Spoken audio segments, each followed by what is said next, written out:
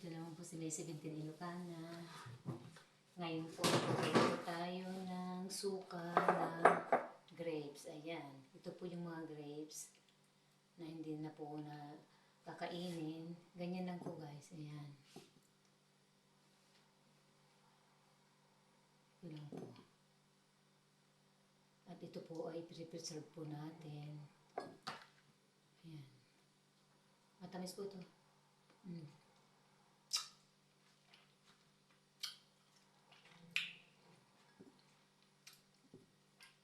Nakikita po ninyong buo ito. Pag ano na yan, pababa ng pababa, pababa ng pababa. Yung ginawa kong suka, matagal na nandyan pa rin. Hindi po nasisira. Kasi dito, ginagawa nilang alak or suka. Yan. Kung naman kasi nakatutok ako sa resin, nung na, alam ko nang gumawa ng resin na lang ang ginagawa ko. Ang dami ko nang ipadala sa Pinas at natikman na ng pamilya ko yung resin. Ngayon nakita rin yung nobya ng abogado, lagi siyang humingi sa akin. Ang dami kong nibigay sa kanila, amo ko, mga amo ko, ganun. Yan.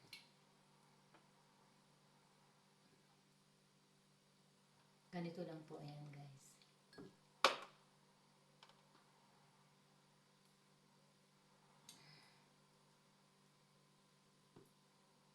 Ayan.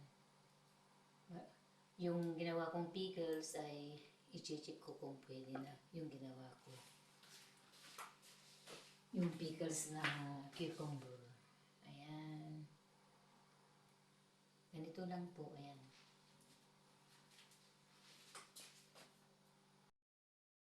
Ayan guys, puno na puno yung isa, ayan.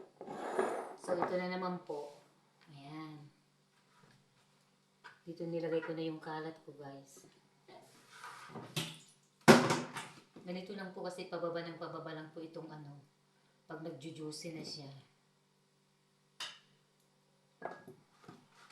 Imbak mo. Makikita mo naman po kung pwede na yun. Parang makikita mo na mabubulok po siya pero hindi po siya yun ano. Bulok talagang ganun talaga. Ayan.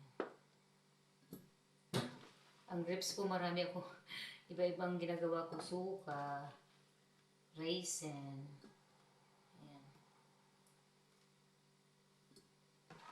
Kaysa naman po itapon, wala naman pong kumakain kasi dito.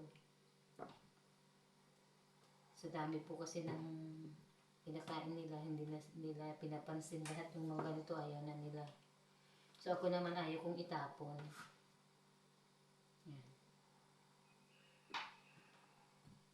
Kaya kung kayo po ay may mga old na grapes, mga kapatid, huwag niyong itapon. Pwede niyong ibilad pag maganda ang araw sa inyo, basta i-boil. Pag grazing kasi, boil pa ninyo. Ay, magpakulo kayo ng tubig. Tapos yung tubig, lagyan po ng konting, konting asin saka konting-konti lang. Saka bicarbonate soda. Kung wala kayong bicarbonate soda, vinegar po ang ilagay nyo. Pag kumulo na yung tubig, isok na ninyo ito, ilagay nyo doon. So, bago po talagang kumukulong-kukulo, i-off na ninyo, ilagay nyo sa strainer. Pag wala ng tubig na ilagay na sa strainer, ibilad na po ninyo sa araw. Ayun, araw-arawin yung chichikapin, balik-balik ta rin nyo. Ayan. Pag magandang araw, hindi naabot yun. Pag mainit na mainit talaga, minsan sa akin nga, bagong mag 1 week, okay na yung raisin Pag maganda talaga yung araw. Minsan inaabot din ng 2 weeks, depende kasi sa init. Ayan. Kung may makita kang ganyan, huwag yung itapon at okay pa naman. Ayan o. Ayan.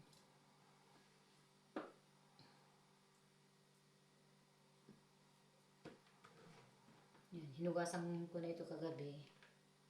Nilagay ko sa strainer.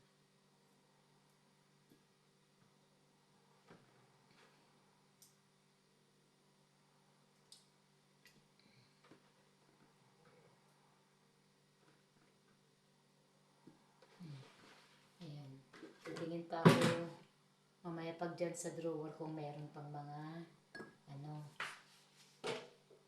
lubas na luma.